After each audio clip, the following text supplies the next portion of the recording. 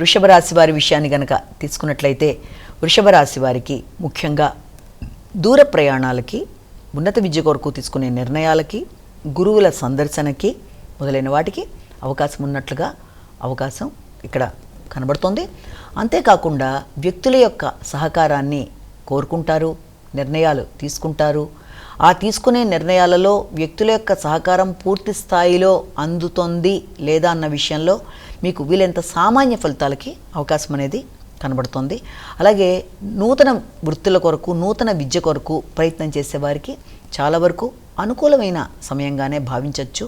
వ్యక్తుల సహకారం కొన్ని సందర్భాల్లో మీరు ఆశించిన వ్యక్తుల దగ్గర నుంచి రాకున్నాను, ఊహించిన వ్యక్తుల దగ్గర నుంచి వచ్చే సహకారంతో పనులని పూర్తి చేసుకోవడానికి మీకు అవకాశం అనేది లభ్యమవుతుంది.